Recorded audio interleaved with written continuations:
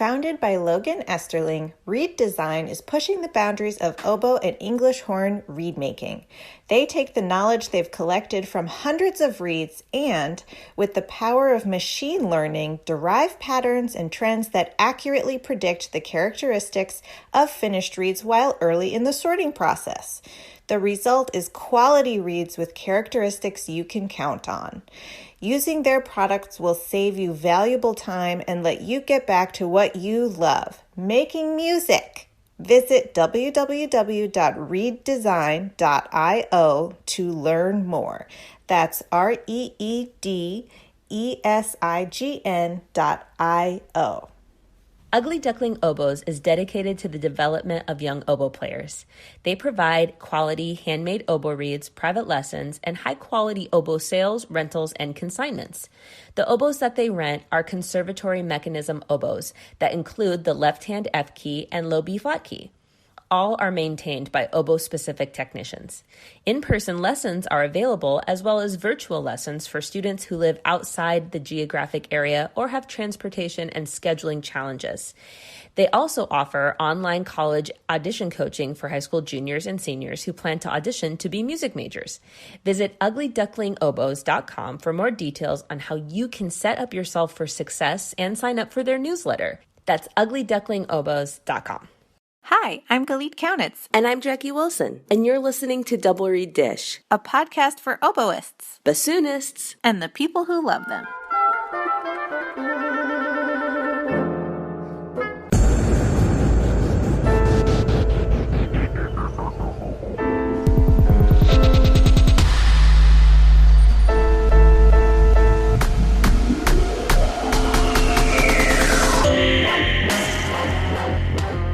So we were just saying, we are both feeling the weight of the semester right now. Yeah, it's kind of the time where you're like, okay, 1 hour at a time, 1 6-hour chunk of things at a time. Like people are like, what are you doing a month from now? I'm like, I don't know. I'm looking at the next day, 1 day at a time, bringing my fire extinguisher with me. Exactly. Well, and I feel like you and I try to not like complain a lot on Double Reed Dish. We try to I feel like we do, though. I feel like we do complain a lot on Double Reed Dish.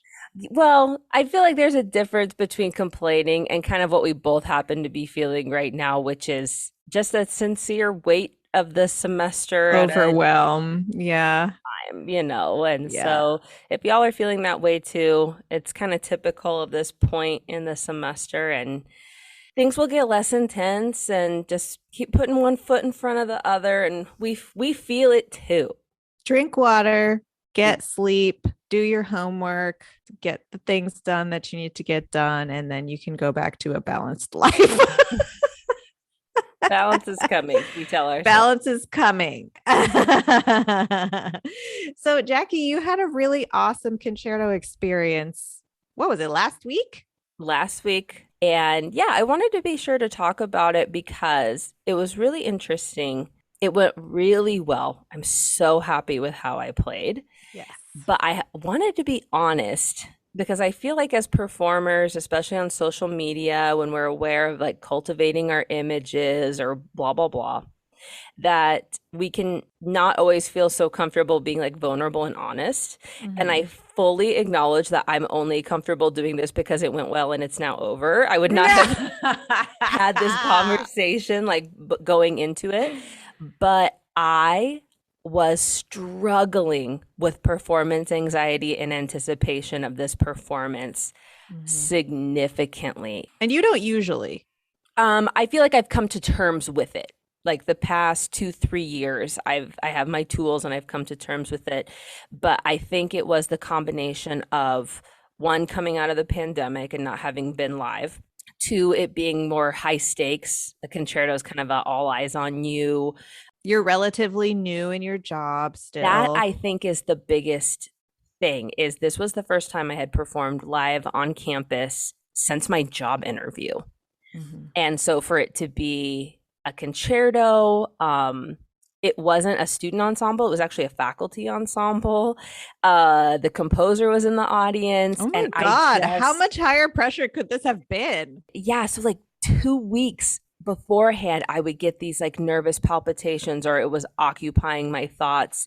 And I was just feeling like overwhelmed by it. Yeah. And that's an isolating feeling because, at least for me, it's kind of like that speak no evil. Like, I don't want anyone to know I'm feeling this because I don't want it to like be a thing that people think about me or wonder if I get the yips, or like manifest anything. I want to act like everything's going fine and it's going to be fine. Blah, blah, blah, blah. Perfection, perfection, perfection. But I was not feeling fine. And I did what I knew I needed to do. I played for 7 colleagues. Good for you. And I'll be real that the first 2 did not go in a way I was happy with. And I was like, ugh. And then I actually called up Benjamin Coelho and said, I want a lesson. And went back into student mode and was just like, tell me what you're hearing. I can tell my brain is impacting my bassoon. And between, that and just continuing to play for people and working through it, I came to a place where when I walked out on stage, I felt really good. I was focused. I was at peace. But that was hard earned and it was very distracting. And I struggled mentally and emotionally leading up to that performance. And I don't really have some huge like blah la la thesis statement, except that it occurred to me that it went well. I feel awesome about it. I posted pictures online about what a great experience it was, and that no one saw behind the curtain at what it really looked like preparing it. And so I just kind of wanted to speak my truth, that it was rough and it was hard. And so if it's ever rough and hard for you as well, and you wonder, am I alone? Am I not cut out for this? Is this ever gonna go away or whatnot? I was feeling it too. And I was really struggling with it. And my ego was really struggling with letting people in about it. And I just wanted to kind of share that. It reminds me a lot of what Peter Cooper said when we interviewed him about his audition preparation and how he records every excerpt 12 times. Do you remember that? And the first time, you have big things to fix. Yeah. And the second time you have big things to fix. And the 5th time you might have slightly smaller things to fix. But by the time you get to the 12th time, it's really tiny things and you've done a lot of finessing. And it is so humbling to listen back to your recording. And it's really scary to play for your colleagues. Oh, yeah. I actually, in the middle of the performance, the first person I played for is Sarah, my trombone colleague. And I was actually in the middle. And the thing about the Stevenson Concerto, if anyone else has played it, the first 2 pages are beyond the hardest. So when the first 2 pages went well, I was it gets easier as it goes on. So as the pages went on, I was relaxing even more and more. And I remember thinking, wow, I feel so much less nervous than I did playing for Sarah that first time. And just being aware that that first performance for a colleague was 300% worse and more nerve-wracking and overwhelming than the actual gig. Yeah, it's like preparing to the point where you've already done the more stressful performances before you get to the previously considered most stressful performance. Like the first time you perform it should not be the concerto. Right. Well, and I believe it was Peter Cooper who also said that he doesn't allow him or his students to think of mock performances. That if you play it for someone, it is a performance. And so that was one thing I was really thinking, because after the first 2, it started to go really well when I was playing for people. And I remember the whole day going, I have performed this well 5 times. This is just the 6th time, not this is it. And that was really helpful internal narrative for me. Yeah, I've also heard a story. I think it was the concertmaster of Philadelphia was saying that when he has concertos, that's like the highest pressure it can get is playing concertos with the Philadelphia Orchestra. And he was saying that he would go perform at nursing homes. Like he would go perform it as many times as he could before, so that it just ends up being just another time. Right. Exactly like what you did. Yeah. And that's really hard to get motivated to do. Oh, it's really hard, but it's what ended up working. But it was not easy. But when it was over and it went well, I had several people remark the following day about how good of a mood I was in. Dr. Wilson, you're in a remarkably good mood. I know. I was like, have I been in a bad mood? And then I thought of our interview with Gustavo Nunez, where he said he's in a horrible mood leading up to like a big excerpt, like Rite of Spring or something like that. And it's just the weight of the preparation and the intensity that you're carrying around with you. And then when it's over and it went well, it's like, I'm walking on sunshine. And it's also like none of your other responsibilities go away in that lead up time. Yeah. So you just end up being mad about it. Yes. So it went well. It's over. But it wasn't easy. And so I just wanted to have that little bit of vulnerability for the sake of solidarity, because certainly someone else must be experiencing that and listening now. So, well, that was a little heavy. Thank you for being there. We wanted to have real talk. But we also want to have fun. So in the spirit of Halloween, I came up with some a Halloween questionnaire, double read themed, for us to do. These are kind of funny. Okay. So Galit, would you rather dip your reeds in lieu of water? Would you rather dip your reeds in apple cider or a pumpkin spice latte? I know you can't really do either because of your UC, but let's be in a universe where you don't have ulcerative colitis and you could do either of those things. Did you see me just like blink? I would have to say a pumpkin spice latte because at least you get the caffeine. How about you? Yeah, same. Pumpkin spice latte. I love both though. I love apple cider and pumpkin spice latte. Yeah. Okay. For Halloween, if you had to dress up as a hero from the Oboe world, who would you be dressing up as? Diana Doherty. Oh, okay. That was fast. My ultimate hero. Can I guess yours? Sure. Sophie Dervaux. I don't know how you dress up as her, though. You just look fabulous? Don't I always do that? Yes, ma'am. What maybe I would try to dress up as Norman Hertzberg, because supposedly he made the most phenomenal, amazing reads. And I would hope that some of his juju would rub off on me via costume dress up. Okay. I like it. All right. For Trick or Treat this year, we are transporting to an alternate universe where instead of handing out candy, we hand out double read themed goodies. So what would I thought you were going to say reads, and I was going to say absolutely not. Well, you could choose reads, but what would you choose to distribute at the Countess Chambers household? I would distribute rulers. That's a good one. So that everyone would have good measurements on their reads. Students. Your tone seems a little pointed right now. What about you? I think I would hand out fun colored thread. I love how yours is fun and mine is just vindictive. Well, here's the thing. I chose that the same way I choose the candy I pass out, because inevitably you have more candy than trick-or-treaters. Oh. And so you get to enjoy the leftover goodies that didn't get passed out. And you can never have too much cute colored reed thread, right? That is very true. Okay. Which orchestral excerpt are you the most haunted by?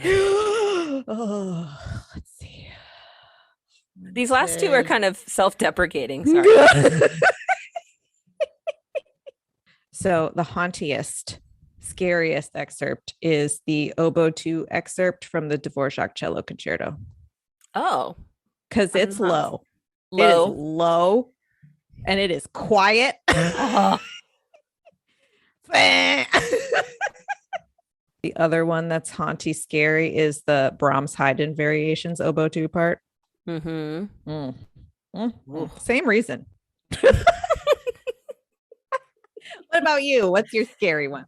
Either like Beethoven 4, it's just like so fast and like there's no time to prepare. There's no like mental, it's just like, it's like, whoa. Okay, that either goes well or it doesn't. It's so fast. And then the other, like, I guess it's two type of excerpts, like Rite of Spring, Start the Work, Stand and Deliver, All Eyes on You. I love a like Chaik 4 where it's like a beautiful solo, but you have accompaniment, you have support. It's in a happy range. I don't know. I guess I'm saying hard ones. I'm haunted by the hard ones. So everything. Okay. Our last Halloween question is, which skill on the oboe are you convinced that a black cat crossed your path when developing? Circular breathing. I can do it, but it sounds like somebody stepped on that black cat's tail. Ain't no smooth transition from in to out. Hey, I'm getting Barrio Sequenza flashbacks, so careful. God. What's yours? Oh, the high register for sure. Oh, God. E's and F's. I better get doubling pay for that. Doubling pay.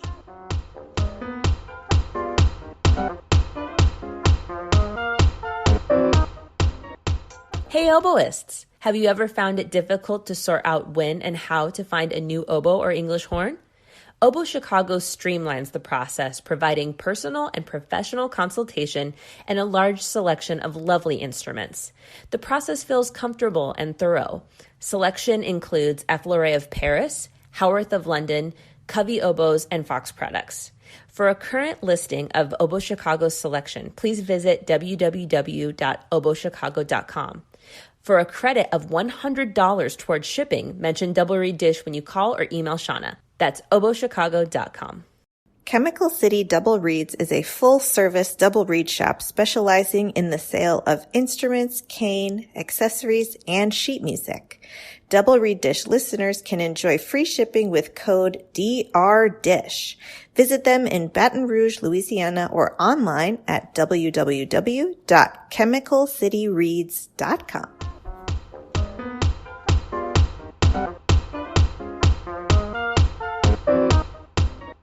We are delighted to welcome to Double Reed Dish Mayu Isom, second oboe and English horn of the Houston Grand Opera and Ballet. Welcome to the podcast. Hi, thanks so much for having me. I'm looking forward to speaking to you both. We always like to start by getting to know our guests with hearing how they came to their instrument. So can you talk to us about why you chose the oboe and how you came to it? Yeah, I think a lot of oboes can relate to this story. I did not start off on the oboe. I started off on flute. I loved it dearly. I loved the melodies for it, but despite my love for it, I was not very good at it.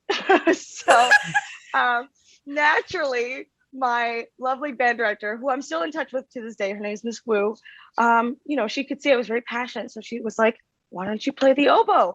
And then that way you can work your way up in the bands and get to the top chair and things like that. So I thought, okay. And so I went home and I told my dad, I'm going to play the oboe. Doesn't know anything about it. He's like, okay, cool. And I come home with some, Jones reeds or things like that. And I'm just peeping away. And I still remember my parents thought, what is she doing? Your teacher told you to do that? Yeah, it's like, are you making duck calls? No, but I after that though, I did fall in love with it, and I remember specifically in middle school, it was the first time I was in orchestra, and I didn't realize that wind players, because you're always starting off with band, that you could be in orchestra, and the role that the oboe had. And I thought, wow, this is so cool. I feel special. It felt like kind of like VIP treatment. And then ever since then, I loved the oboe since then. But it was a funny way to start because I didn't even know what it was. I just thought it was another clarinet, quite frankly.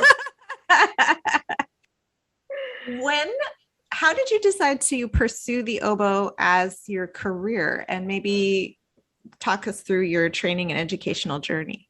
Yeah, so I initially in high school, I studied with a man named Ted Sugata. He currently plays at the Pacific Symphony. He also teaches a little bit at Colburn and at a couple other schools in California. But at the time, he was a doctoral student at USC. And I was taking lessons with him. I loved the oboe, but I didn't realize that it was something that I wanted to do until I was at an orchestra concert for my high school. I wasn't in the top orchestra at the time, given that I was, I believe, a freshman. And I didn't know orchestral music that much, other than the small things I had played. And they were playing Tchaikovsky's Fourth Symphony. Yes. And it was, and of course, everyone knows the beautiful oboe solo in Andantino. And it was my first time hearing it. And I just instantly fell in love with that. And I thought to myself, like, wow, I will do everything and anything I can to get to play that piece at some point. And I mean, thankfully now I have many times, but I just remember that memory so distinctly, thinking I was so moved, and I didn't realize that orchestral music could do that for me, and that was something that I could do. And so, and of course, some people say that with music, it's like, well, maybe I wasn't good at anything else. And I enjoyed my academics and I enjoyed a lot of things, but I knew that music was something that made me feel at home. And it was something that I wanted to do for the rest of my life. Of course, I didn't realize all the other things that come along with being a musician, and especially being a professional oboist. But I'm cough, reed making. Right, exactly. I didn't realize that was part of the bargain, but I'm very thankful for that. And then after that, I did my bachelor's at Indiana University, and I studied with Miss Linda Stroman and Roger Rowe. And I do thank Miss Stroman for most of my knowledge, the base foundation that she gave me in terms of how to prepare orchestral excerpts, how to make reads, how to warm up. She's just so thorough. And we have an expression with our friends. We call her kind of like the oboe fairy godmother, because she really does look after everyone. And when you're with her, you're taken very well care of. After that, I did my master's at Rice University with Mr. Robert Atherholt. He was a great mentor and really opened me up in terms of how to become a more confident player. And then, of course, all the other faculty members there are just fantastic. And then I started my performance diploma at Boston University with Mr. John Ferrillo and Miss Ann Gabriel. I am so in love with both of them. They are such wonderful teachers. They're the reasons why I think I was able to succeed in my auditions after that, just because they're so dedicated to their students. And of course, they represent such great oboe playing themselves. And I then won my position after the first year. So I did not finish the diploma, but I do keep in touch with them, and I try to learn as much as I can from them still to this day. So. Can you talk us through kind of the audition process, like how you got to where you are today? And especially our listeners love to hear about personal approaches to audition preparation, and how you kind of learned to audition over time, or ways that you kind of were able to hit the ground running, just kind of your experience in that very particular, unique job pursuit. Sure. If I'm being a little too vague, just let me know, because it's kind of a long question, right? I definitely would say I didn't take auditions in my undergraduate. And so when I got to my master's, it was something that everyone had already done. And so I felt very kind of like a newbie. I didn't know what to do. I didn't know, it's like, okay, I have to send a resume, but what's an audition deposit? How do I get there? What kind of travel arrangements do I make? So I think the best advice that I have, at least for people taking auditions for the first time, is to just talk to people, talk to your colleagues. Doesn't have to be the same instrument, but it can be. And ask them, hey, how do I apply for this? Or how do I find out about auditions, right? Not everyone is joined with AFM right at the beginning, and so they don't know where these things are posted. Mm-hmm. I think having that humility to ask those kind of questions, it's like, yes, it is embarrassing to some degree of not knowing, but you might as well ask and find out, and then you can start taking those auditions. And then after that, I think, some people, yes, they win a job right off the bat, off their first audition. I think most of us though don't. And so when you, unfortunately, I'm raising my hand. but when you go to take your first audition, it's like going to see like a foreign country, or going, driving a car for the first time. It's like this whole new experience of like, oh, okay, so that's how this goes, and that's how this feels. You think you know what it's going to be like, because you're like, I've done mock auditions, and I've seen it on TV or whatever, someone's told me about it. And you go there, and the experience is so it shakes you up a little bit. It's definitely kind of like, can I do this? Everyone's really quiet, and there's this big screen, and I'm in this weird hall, and are they going to get me from my warm-up room? And this kind of goes along with all the auditions I take, is then I use that experience as, okay, what can I take from this? Because let's say I don't win the audition, right? The most I can do is learn from it then. So understanding like, okay, I need this amount of time to soak my reeds or to warm up, so I'm not going to overdo my practicing, or knowing like, oh, there's been a change with the audition list, or there was a mistake in it or something. Just being able to kind of switch gears like that is incredibly insightful for future auditions. So over time, the more auditions you take, the more things become less of a surprise. Trying to think of something else. But other than that though, and then of course after the audition, no matter what happens, I like to reflect on it. I like to think, okay, I write down my thoughts of how I felt about that audition. How did I felt like I played, what could I have done better?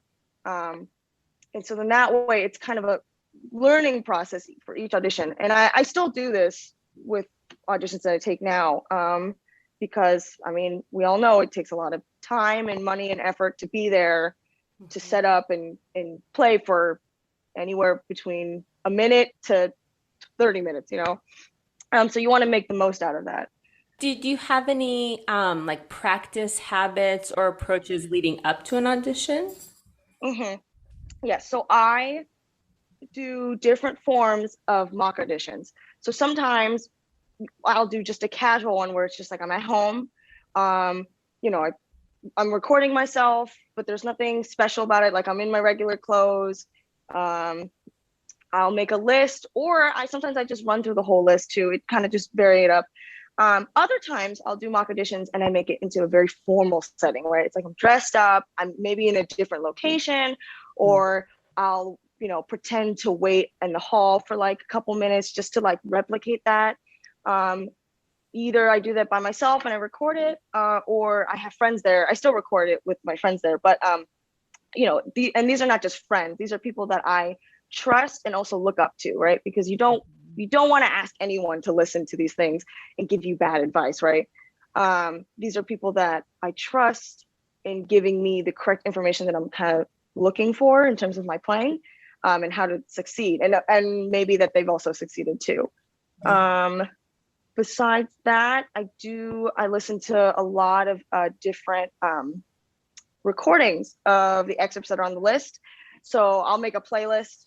It will usually say like it'll say like HGO HB audition, and I'll have maybe 3 or 4 different recordings of whatever excerpt it is, or the aria, or sometimes if I feel like I don't know the piece well enough, I'll put the whole thing on there. Like if it's an opera, it's like I feel, especially for this applies to opera auditions, is you can't just listen to the excerpt and say, okay, well, I understand what's happening and I heard it, and that's great. You need to watch the full extent. Just like with a symphony, you wouldn't listen to just one movement or 30 seconds of it just to get the excerpt. You need to understand how it fits all together and understand the plot and the purpose. So I highly recommend the listening part. And of course, then maybe about a week or so before the audition, I'll actually stop listening to it. And that's just to solidify my own voice, my own thoughts, then thinking, okay, this is the message that I want to play. This is what I want to say with my music. And so when I'm not listening to those recordings, then I'm able to really focus and hone in on that. And I'll listen to, other things that inspire me. Like, again, I'm a big opera person, so I love listening to some of my favorite singers, unrelated to the excerpts. But that's like where I go, though, is to be like, okay, how can I be kind of like the diva or the solo voice? Because that's what they're looking for at the end of the day. Mm-hmm. Can I ask kind of a tangential question? And if this is too like out there, feel free to No. Okay, sure, no problem. So you had mentioned that once you entered your master's program, you were developing your sense of confidence in your performances. And for me, the word confidence is super loaded as a self-identified anxious mess. Me too. So I would love to hear more about your journey to confidence and what it took. I mean, it's an ongoing journey, right? I'm sure it's like highs and lows and there's ebbs and flows of confidence, but what is feeling confident in your musical identity and your performing feel like and look like for you? And how did you get there? Yeah, I definitely relate to the ups and downs, because I view life in general like a pendulum, where it's like you swing all the way to the right and then swing all the way to the left, and then you kind of find yourself in the middle eventually. So back in my bachelor's, I mean, of course, I think anyone can relate to this, is most undergraduates are between the ages of, 18 and 22. You're still trying to figure yourself out as an adult. You've been living with your parents for the last 18 years. And you're like, what is happening? Yeah, right. And you're learning to be an adult, and you're like, I can eat at any time and eat whatever I want and do whatever I want. And then you realize, okay, I need to like actually get my act together. But for the longest time, though, in my undergraduate, I feel like I was stuck in a student mentality of playing. It was kind of like, oh, I have to play this a certain way because that's what I was told to do, or that's what's quote unquote correct, or that's what's going to be the most maybe appealing is the right word, because of course there's technically no right or wrong way to play things, but there kind of is, with certain orchestral or anything for that matter. And so I was constantly told like, your playing is great, but I want more. And it was hard because I felt like I put myself in this box of like, oh, but I was told to play La Scala this way because this is the least offensive version of it. Unfortunately, that's not always going to get you to the places that you want to be. 1,000%. So when I got to my master's, and like I said, of course, people are older there, but the mentality at Rice is you're already a professional. Yes, of course, you're a student and you're learning and you should take in everything, but the standard that they uphold is so high that everyone goes in like guns a-blazing, basically. Like, oh, I'm going to play it this way because I think that this is the right way to do it. That on the flip side, and I do feel this for myself, is that it's difficult though, because then you take confidence and, oh, I want to say this, and this is the voice I have, is sometimes a little bit maybe irrational or a little too boastful, a little too confident, basically. And that was also difficult then for me to learn, because I thought, oh, well, I'm breaking out of my shell and this is great and I have my own voice. But then I found myself, oh, okay, well, if I take an audition, they're not liking what I'm playing. And so I thought, okay, well, this is not good either. And so you kind of start to feel, and then the insecurity, of course, then comes back. And I feel like once I was in Boston, that was where it was like, okay, I am a professional musician. Yes, I'm a student. I'm taking gigs. I'm trying to win a job. But it's this kind of balance of, I am confident enough to say my voice, but I'm also humble enough to listen to the advice that people are giving me, the humility to listen to what other people might want, whether it's a conductor or maybe like a pianist that you're working with. It's that balance of like, I'm tough enough to stand my own ground and say my own voice, but again, having the leeway to bend and listen to other people. That's such a fantastic point. And I think that is like what gets you to a growth mindset. Mm-hmm. Right. You know, Exactly. like I'm willing to make myself vulnerable and try this and then accept the feedback and take it in a positive way. Exactly. Right. It's not, you're not taking criticism or, or advice, and you're not being offended by it. Right. Which is what easily happens then to being like, oh, I'm confident. Right. You end up then becoming a harsh and hard shelled kind of person. Right. And that's not going to get you anywhere, especially as an artist, which is what we should be doing. Is we're playing for the audience, of course, and working with multiple kinds of people. So you have to have that ability to, be flexible. Mm-hmm. And I just love that you broke that down into like stages of growth. It's like in order to get to the growth mindset of being able to take auditions and learn from them and then eventually get your position, it's like you have to go one way and then you have to go the other way and then you have to kind of find your way in between. And it's not as easy as just saying, well, just have a growth mindset. Absolutely. Yeah. Right. Yeah. It's not just an exponential growth of like, oh, I'm getting better and I'm becoming more confident. It's quite often I don't think of it as a vertical kind of growth. I think of it as, like I said, the pendulum of going back and forth, and eventually you hit the bullseye then. And with life, of course, you miss again too. I mean, I'm sure after things like COVID, the taboo word, I'm sure a lot of us are feeling insecure about our choices right now that we made with life. So, and that's just how it is. It's a constant back and forth. Yeah. I would love to hear more about, you alluded to this, but your experience auditioning for and winning the job you have now with the Houston Grand Opera. We've had members of opera orchestras discuss before that the audition process is kind of different because it's not solely focused on the symphonic repertoire, that there are excerpts that are kind of new or different, or just the list is kind of less familiar. And then you also had oboe and English horn as part of your, so I just wonder if you could tell us about that day and about the uniqueness of that experience, if it is. I will say that I'm thankful that I happen to be an opera junkie prior to the audition. But like I said, had I taken a lot of opera auditions before that? No.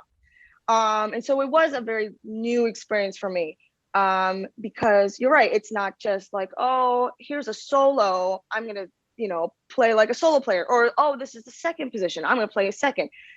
Quite often they'll put excerpts in there that are meant to be like accompanying a singer, and how you would be flexible enough and yet still be a leader in that. And so it's this funky balance of, okay, I need to understand how much like push and pull can I play in this audition. Of course, I don't want it to sound like I have no pulse or rhythm, but you have to listen to enough recordings, for example, to understand, okay, a lot of singers take a breath here.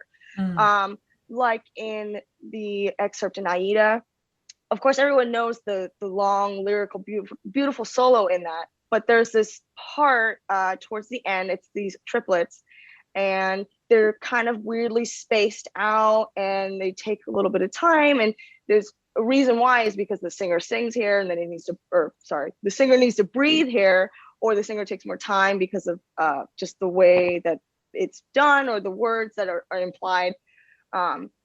That's a whole ballpark or a new depth that you have to look into compared to symphonic works. I'm not saying that with symphonic excerpts you don't do that, but it's just another element to consider then. So I did listen to a lot of operas, not just listen, but I also watched. I think that's also helpful, is to understand sometimes the staging and what is happening on stage, and just seeing their facial expressions too, and of course the libretto and the words, understanding the full context of everything. With with English horn and oboe, it is tricky. I mean, I think the first hardest part is just carrying everything into the audition, because you got your oboe, you got your English horn, then you got your reeds and your stand. Right, and your music, and I mean, it's a lot. So it's a lot. To me, that was very stressful. But And of course, the whole walking process, like usually, I mean, the warm-up rooms are far, far away. So you're walking what feels like an eternity with all this stuff, and you're trying to make sure your reeds are soaked enough. That for any double audition, whether it's, for oboe and English horn, or maybe for other instruments, I'm sure it relates to practicing that in your mocks, just being able to pick it up, whether it's the oboe or English horn first, and then having to play the other instrument when it's cold you just have to practice getting used to it and thinking to yourself, it's partially mentality and partially a physical practice of, okay, I can play this excerpt without having to do my noodle, right? And I do know that some people have mixed feelings about doing a warm-up noodle on the second instrument.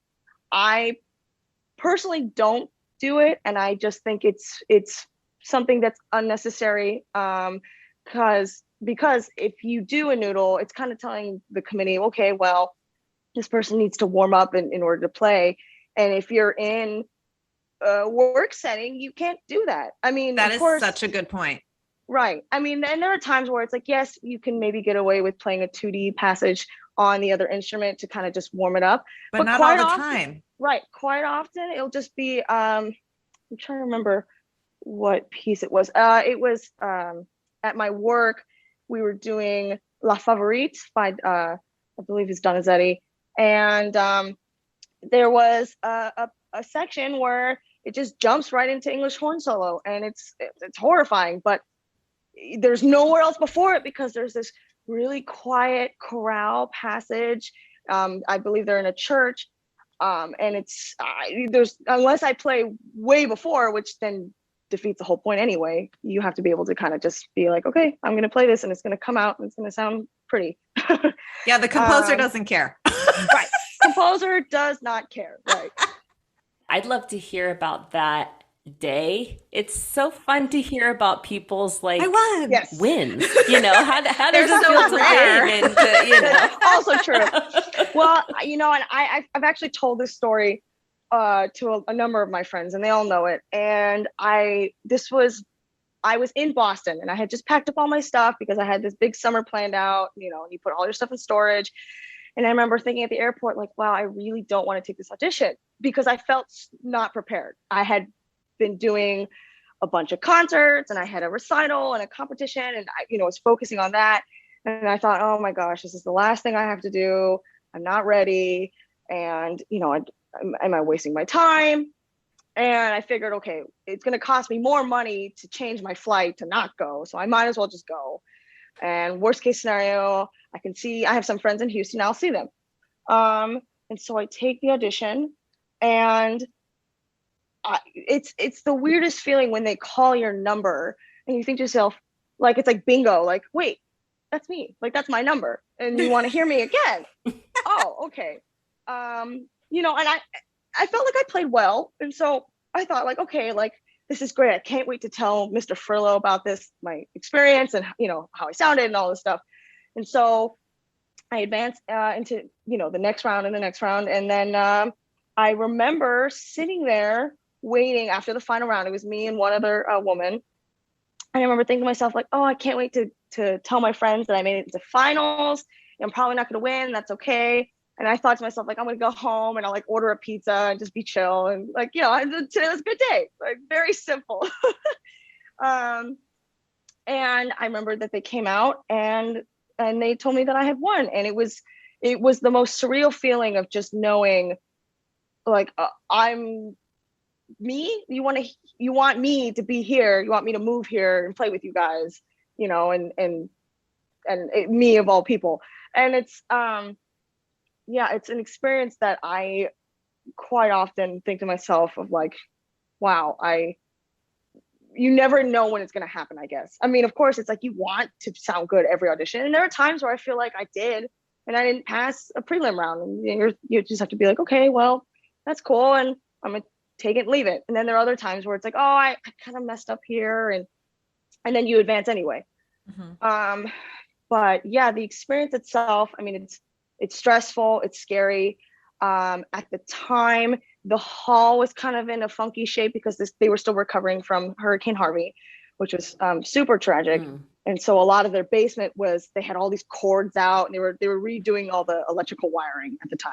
And so that's kind of where you stayed and warmed up. It was like a little, awkward being there. But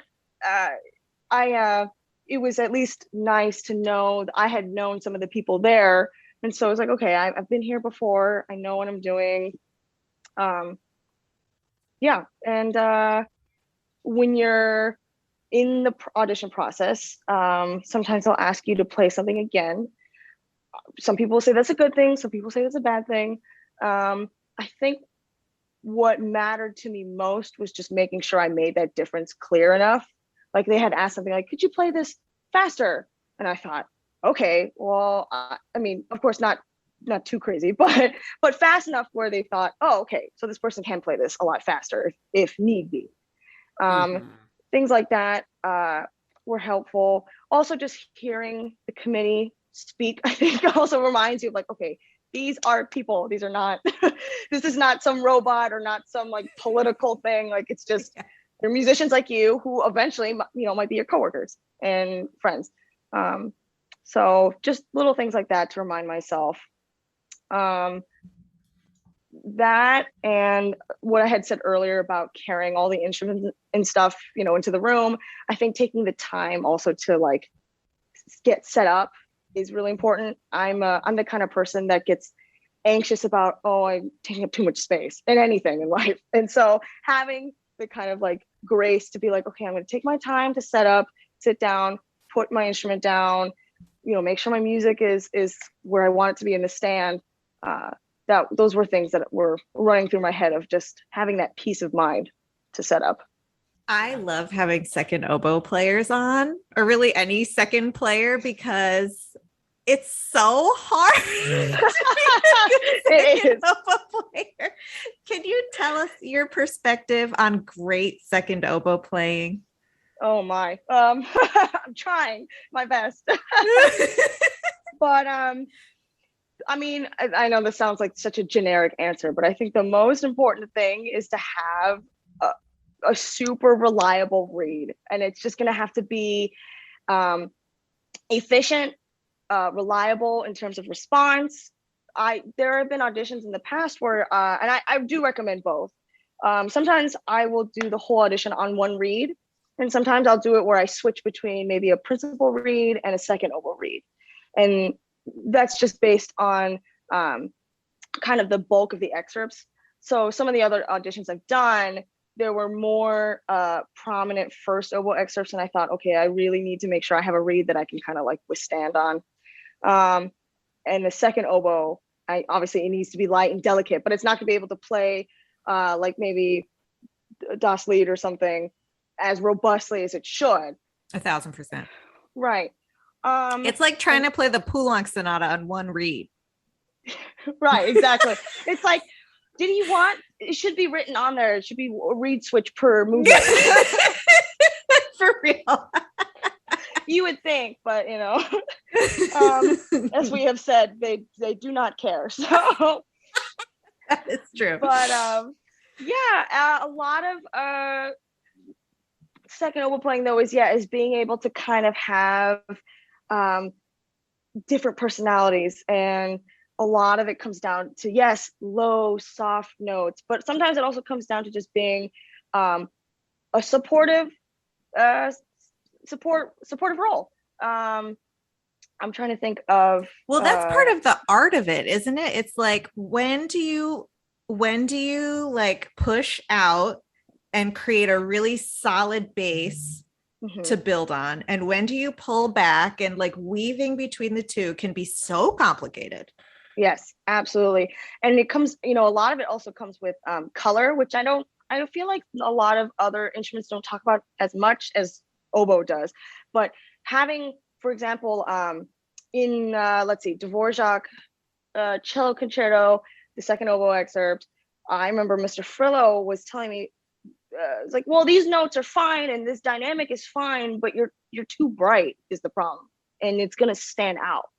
And I had never thought about that. It's like, oh, it's not just piano forte or like, oh, is this in tune? But it comes down to, oh, I need a kind of more subtle darker color in order for me to blend on this excerpt, versus maybe and then another excerpt like let's say Brahms' Haydn variations. Once you go to the forte section, it's like you are part of the bass, you know, with the bassoons. You want to make sure that that comes out a little bit more, so that you have a supportive foundation for your principal oboe. Of course, the audition, they're not going to tell you that, but when you start working, I mean, I think it's important to ask your principal saying, hey, like, did you feel okay with this? Is this too much? Or, you know, it's important to have that communication with them. And most likely they'll tell you. And my experience with, I work with Elizabeth Priestley, and she, you know, always either gave me advice or she was happy with it. And I think it's important to have that relationship with them, because at the end of the day, they're also human too. And everyone has different preferences. And if they have an issue, I mean, then they'll tell you, you know, they're not going to go right off the bat saying like, oh, you didn't play the way I like, so now I don't want you here anymore. You know, the whole point. Sorry, I interrupted you because I loved it so much. I love that the growth mindset and the confidence pendulum extends to like every day in the job, where it's like being open to criticism and still being able to speak your voice.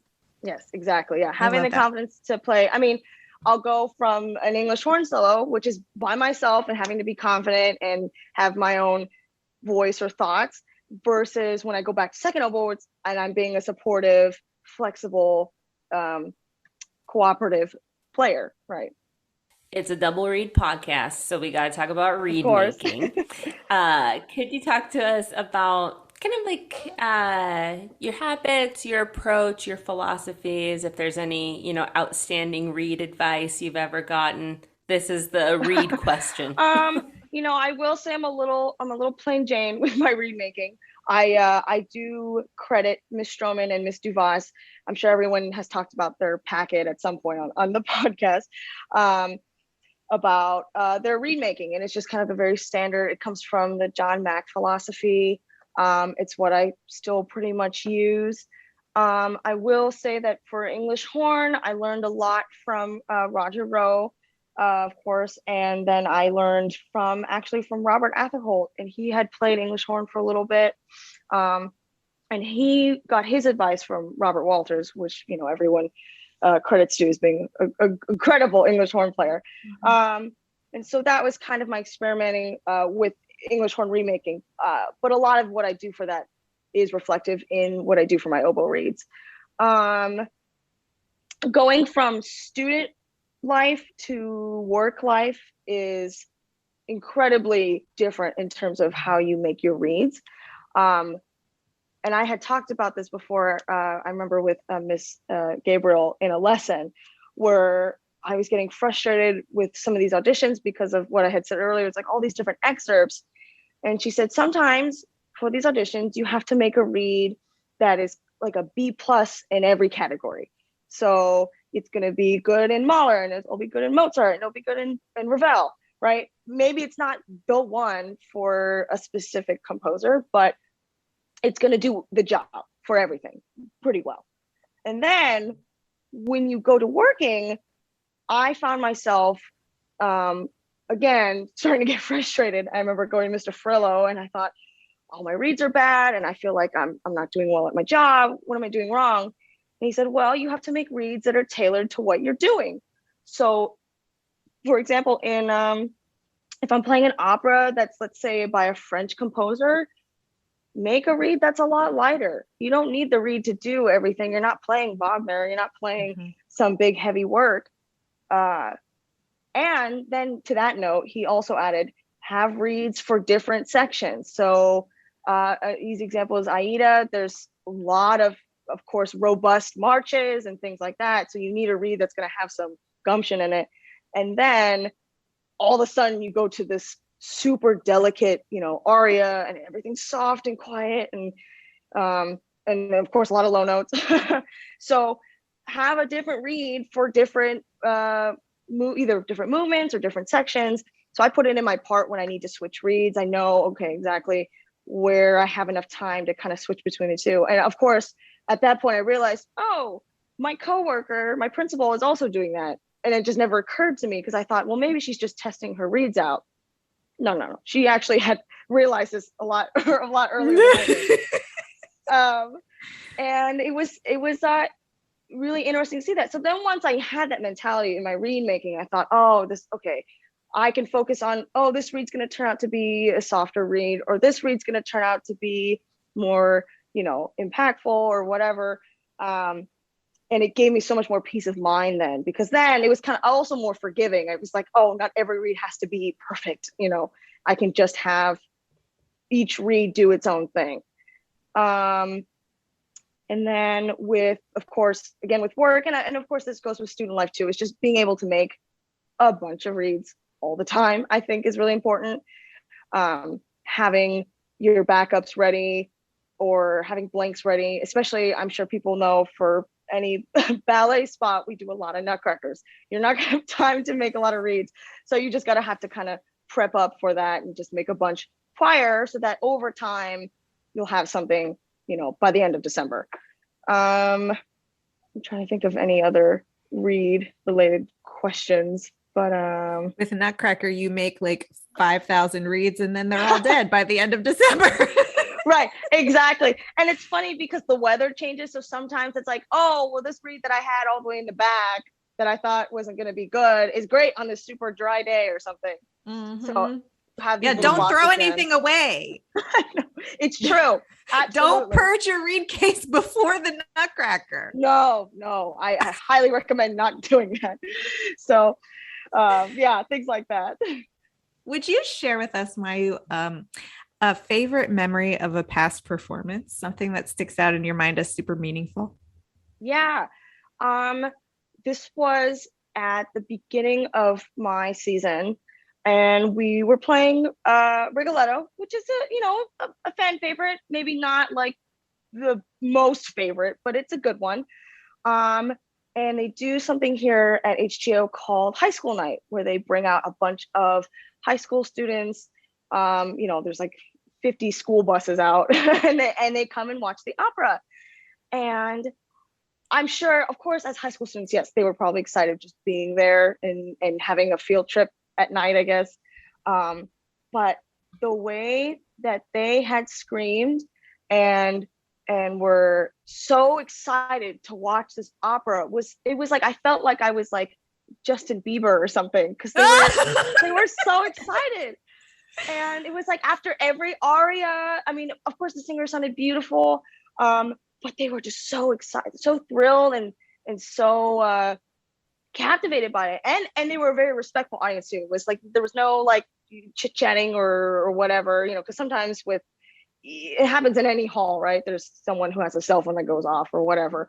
But they were all, dead silent during the music, and then at the end of each aria or act, they just were screaming their heads off. And that feeling of, wow, like this moment might be changing someone's life or someone's opinion about classical music, about opera, thinking to themselves like, I could watch this, or I could do this. It reminds me of the experience I had when I first heard Tchaikovsky 4, and I thought like, wow, like that was so beautiful and so moving. And it just was a really nice musical experience to feel that appreciated. And of course, I'm not saying that regular audiences aren't that way, but you kind of get a similar crowd. And I do hope that in the future for both symphony and opera, that we do get more people, younger people of different classes, things like that, to come and listen and enjoy it. Because I don't think it's for just kind of, the usual crowd, I'll say. And it was just a really wonderful night for sure to remember. So I love that. Yeah.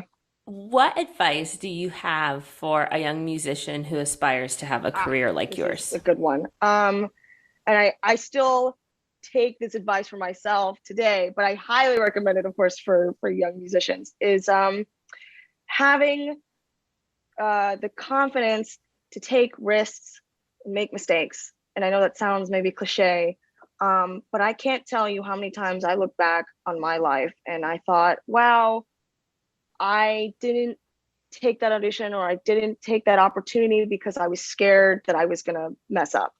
And what ends up happening is you end up closing that door, and you end up only having that closed then. I was so scared of rejections, and I'm sure you both know with like summer festivals, I mean, any audition for any festival is difficult, but some of the quote unquote elitist ones like Music Academy and Tanglewood and whatever else, you think to yourself, oh, I'm not going to get into something like that because I'm not good enough, or I don't come from a fancy school, or whatever reason. And you know what? Then what ends up happening is, then you will be rejected because you didn't even apply. Mm-hmm. And I wish that I had taken the time and the time back then to apply to those things earlier on. And I mean, of course, I don't know if I would have gotten in back then either, but at least then I would have tried and I would have known. So when you close those doors, there's no opportunity for you to have a yes or to get something. Same thing applies for even just if you're in high school or middle school. If you think to yourself, well, I'm not going to apply for Allstate, or I'm not going to do this solo ensemble because I might get a bad rating, you're limiting your chances of more doors opening, and you never know who's listening also. The same thing applies for gigs or working with other musicians. You think to yourself, well, I'm not good enough to do this. Well, they'll never know then, because you didn't take the opportunity to show them that. And of course there are times where you will have rejections and you will have mistakes, and you just have to kind of take it and say, okay, well, at least I know that happened and I can learn from that, and then you move on, because it's not the end of the world. So I love that so much. oh. Mayu, thank you so much for joining us on Double Read Dish. I can't believe this was an hour. It was so great to talk to you. We really appreciate you spending the time to share your thoughts on oboe and music. Yeah, well, thank you so much for having me. And I hope that we can talk again in the future another time. Oh, for real.